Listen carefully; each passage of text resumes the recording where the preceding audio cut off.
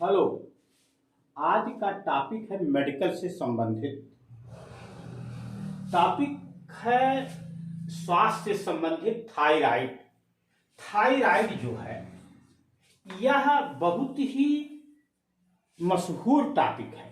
जैसे आजकल BP, sugar, thyroid, heart यानी हार्ट, शुगर, थायराइड, यह तीन बीमारी यानी हार्ट और शुगर और थायराइड, यह इस समय भारत में स्वास्थ्य में बहुत ही जटिल समस्या है। जिसमें से आज का टॉपिक है थायराइड। आज का टॉपिक है थायराइड। यह थायराइड जो है यह जब हमारे शरीर में इसका संतुलन बिगड़ता है तो डॉक्टर्स वर्ग इसको जांच के लिए कहते हैं। अब हमें यह बताना है कि थायराइड है क्या। थायराइड से तो बहुत से लोग परिचित हैं, हर व्यक्ति लगभग थायराइड से परिचित है आज के युग में। थायराइड जो है आयुर्वेद में आवट ग्रंथि, आवट ग्रंथि है एक। थायराइड जो है उसका आयुर्वेद में हिंदी में अर्थ है आवट ग्रंथि। यह वात पित्त कफ के बिगड़ने से थायराइड होता है।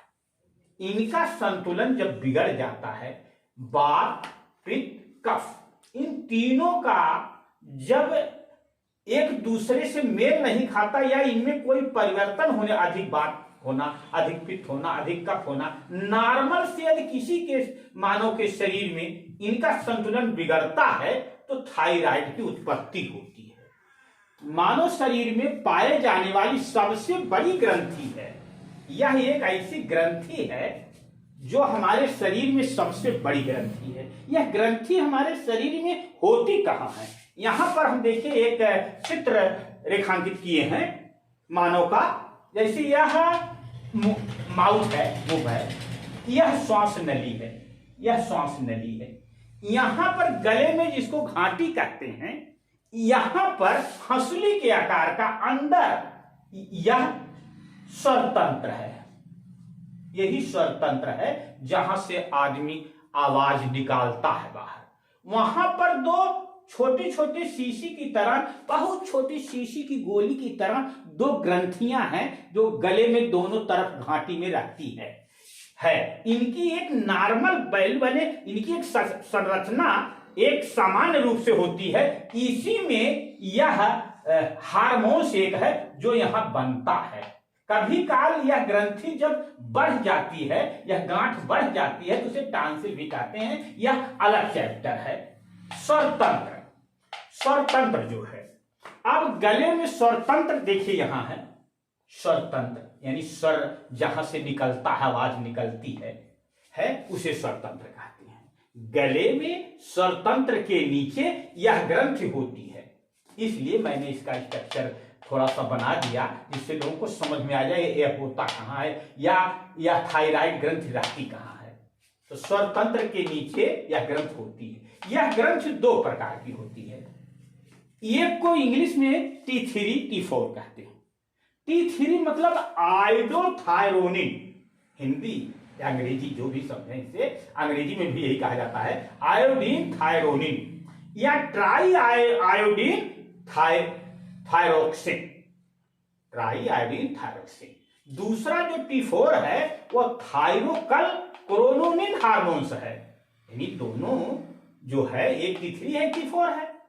एक आयोडीन युक्त है, एक बिना आयोडीन का है। इस तरह से सादे में समझ ले, थायरोकल कारोनिन हार्मोन्स या थायरोक्सिन। ऐसे आयोडोथायरोनिन, ट्राई आयोडीन थायरोक्सिन, ये हुआ T3 या T4, दो प्रकार हुआ।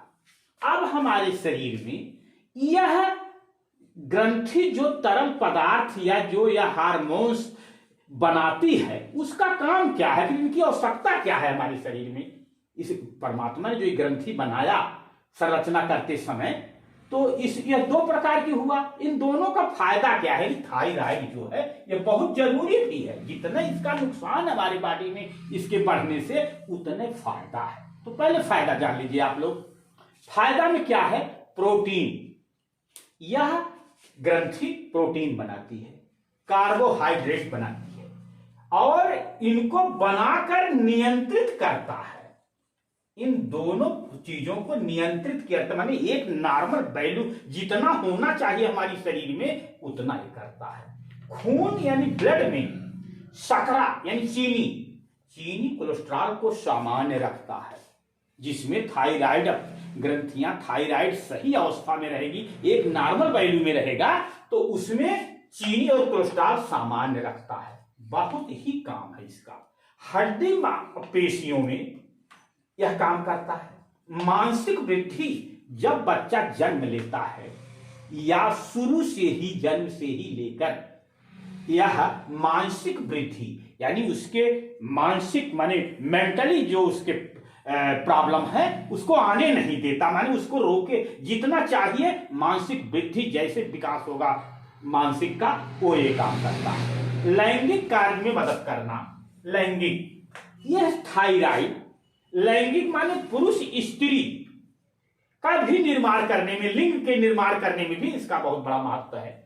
कभी काल स्त्रियों में यदि थायराइड कम हो जाता है तो उनके बच्चे आगे नहीं पैदा होते। और एक जगह यह स्त्री माने नर मादा दोनों में लैंगिक कार्य करने में इसका बड़ा महत्व है। लैंगिक कार्य करने में बहुत ही माने मेन काम इसका ये है लैंगिक। हृदय की गति सामान्य रखता है। जैसे हमारे अंदर हार्ट है, हमने कहा ना कि थायराइड, हार्ट, शुगर, तो हार्ट जो है किस गति से चलना चाहिए। हार्ट की गति मैं बता दे रहा हूं कि अक्सर एक स्वस्थ व्यक्ति का 60 से 100 बीट पर मिनट हृदय गति चलती है।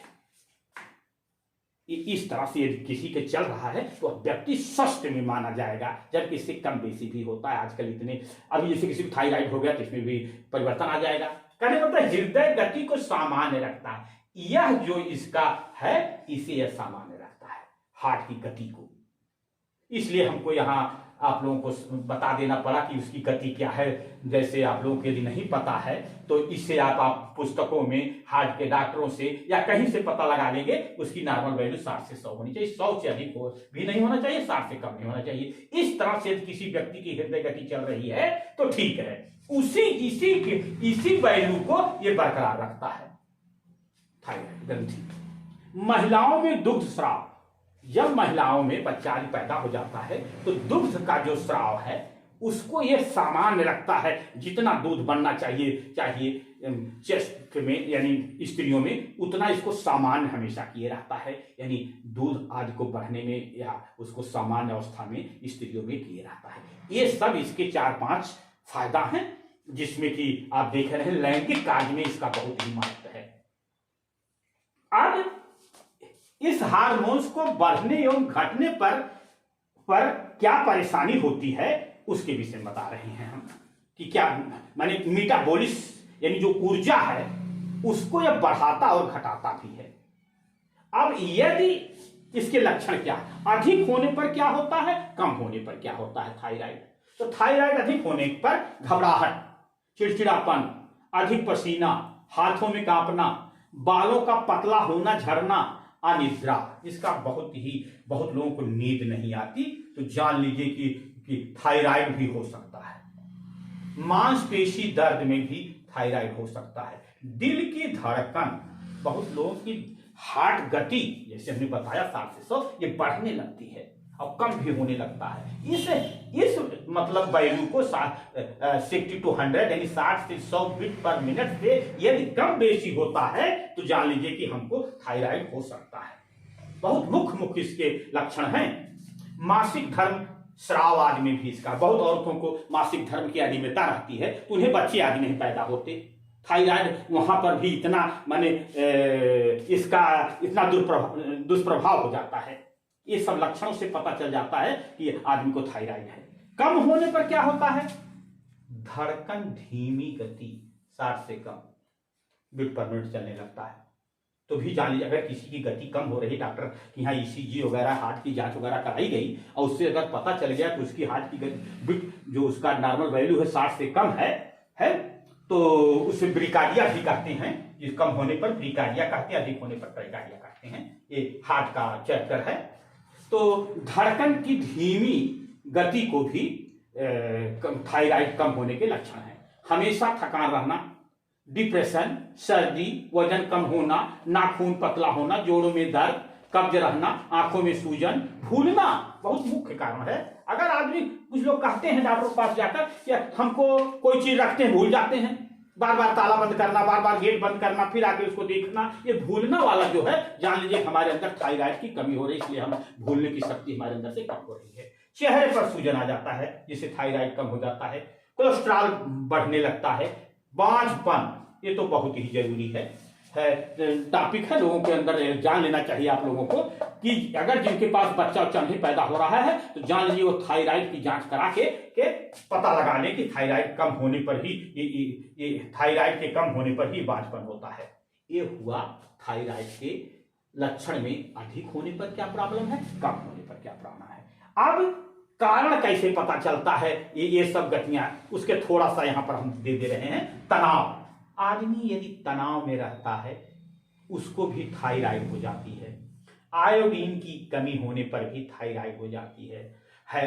वंशानुक्रमण यानी हेरेडिटी, यानी कि अगर आपके पिता दादा किसी को है तभी थायराइड हो जाता है, या हेरेडिटी से संबंध रखता है। ग्रंथि में सूजन, गले में सूजन हो जाता है, जिसे हमने भी यहाँ पर दिखाया कि ये जो ग्रंथि है, ग्रंथि कभी कभी फूल जाती है, सूज जाती है, जिसे टांसिल कहते हैं, तो वह भी एक थायराइड का कारण है। थायराइड जांच करा लेनी चाहिए जिसके अंदर ये घाटी बढ़ गई है। देहातों में घाटी बढ़ने को लोग बड़ा सीरियसली नहीं लेते, लेकिन लेना चाहिए। अच्छा, ग्रंथि में सूजन आ जाती है। हार्मोन्स अधिक बनने लगता है, यानी जब इसके कारण यह तुरंत ग्रंथियां अधिक हार्मोन्स बनाने लगती हैं। T3 T4 यह कब होता है, उसका तीसरा पहलू होता है TSH। इन T3 T4 का स्तर कितना है, इन हार्मोन्स को स्तर कितना घट गया है या बढ़ गया है, आयोडीन के मुख्य कमी को पता लगाने के लिए TS होता है। इसमें 3 पूरा इस तरह से हो गया जांच में, T3 T4 TSH, ये अंग्रेजी में है। इस तरह के लोग एडवाइज करते हैं।